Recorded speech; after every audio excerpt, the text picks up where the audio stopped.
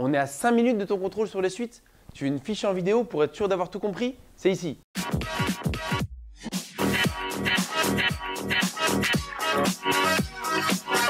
On va parcourir tous les exercices types que tu peux avoir sur ce chapitre. Et moi, à chaque fois, je mettrai en exergue l'élément de cours ou le savoir-faire indispensable. Premier exercice, tout simple, calculer les premiers termes d'une suite. Bah ouais, ça peut arriver quand même, tu vois. Donc, tu as deux types de suites, j'espère que tu le sais ça. Suite définie par son terme général, en gros à droite que des n, et suite définie par récurrence, en gros à droite du un qui revient. Et ce n'est pas le même calcul pour calculer les premiers termes. Parce que dans la première ici, pour calculer u0, bah, tu remplaces n par 0. Donc ça fait 2 fois 0 au carré moins 1. Celle-ci, en revanche, tu as déjà u0. Pour avoir u1, tu as besoin du précédent. Donc ici, en fait, u1, ça donnerait 2 fois u0 moins 1. Et ensuite, tu remplaces u0 par sa valeur. Exercice 2, c'est une évidence que tu l'auras, étudier le sens de variation ou la monotonie des suites. Et la technique la plus utilisée, c'est celle-ci. Tu dois calculer un plus 1 moins un, mais pourquoi il te faut ça? Pour en déterminer le signe de un plus 1 moins un. Donc tu calcules un plus 1 moins un, tu sors son signe et là, est-ce que tu connais ton cours? Si un plus 1 moins un est positif, ça veut dire que ta suite est croissante. Et ça pour tout n appartenant à n.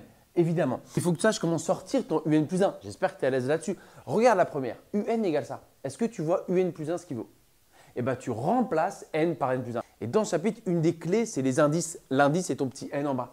Ici, pour avoir u0, le n devenait 0. Pour avoir un plus 1, ton n devient n plus 1. Donc ici, ton un plus 1, ce serait 2 fois n plus 1 carré, entre parenthèses, moins 1.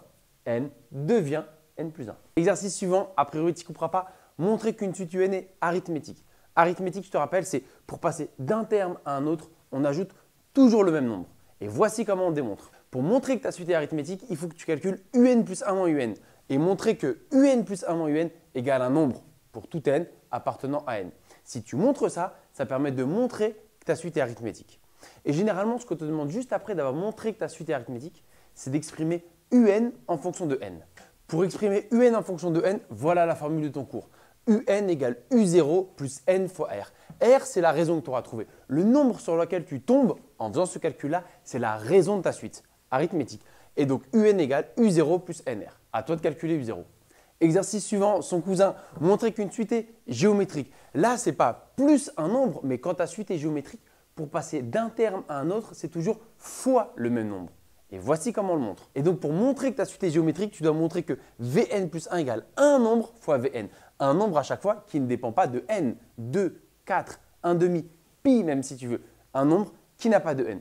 Tu arrives à montrer ça pour tout n appartenant à n, c'est que ta suite est géométrique.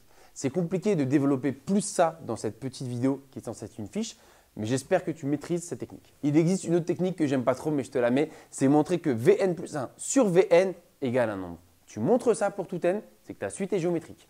Comme pour arithmétique, ensuite on te demande d'exprimer Vn en fonction de n. Et donc là, il faut que tu utilises une formule du cours.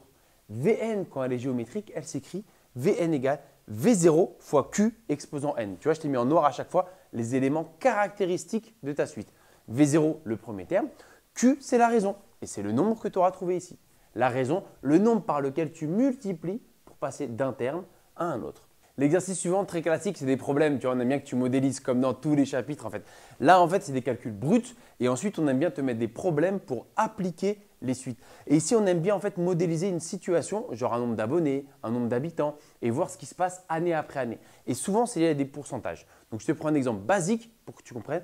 Imagine, je te dis que chaque année, la population d'un village baisse de 15%. Chaque année, la population d'un village baisse de 15%.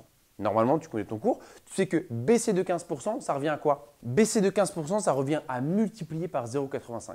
Donc quoi? Chaque année, je multiplie par 0,85. Chaque année, je multiplie par un même nombre. Suite géométrique. Voilà comment on te l'amène. Et donc, ça donnerait, si UN représente la population de ton village l'année N, alors l'année N plus 1, elle est multipliée par 0,85. Et donc, on peut écrire ça. UN plus 1 égale 0,85 fois UN. On reconnaît une suite géométrique et ensuite, on peut faire des calculs. Dernier exercice type, selon moi, la somme des termes qui fait appel à une formule du cours. Si ta suite est arithmétique, on peut te demander de calculer U0 plus U1 plus U2, etc. jusqu'à UN. Et pareil pour géométrique, on peut te demander de calculer V0 plus V1 plus V2, etc. jusqu'à Vn. Et pour ça, il y a une formule. Voici la formule pour arithmétique, retiens-la comme ça. Tu dois faire premier terme plus dernier terme fois le nombre de termes sur 2. Ici, le premier terme, U0. Dernier terme, UN. Et il y a combien de termes? Entre 0 et n, attention, il y a n plus un terme. Donc ici, la formule donnerait U0 plus UN, le tout fois n plus 1 sur 2. Ça, c'est pour arithmétique. Pour géométrique, la formule, retiens-la comme ça. Tu dois faire V0 fois 1 moins la raison puissance nombre de termes sur 1 moins la raison. Ici, V0, c'est V0. La raison, suivant ton exercice, on peut l'appeler Q. Et le nombre de termes ici, c'est combien? C'est pareil. Entre 0 et n, il y a n plus un terme. J'ai essayé d'être exhaustif. J'espère que c'est clair. Je te laisse ce beau tableau et toi, tu manges ton contrôle.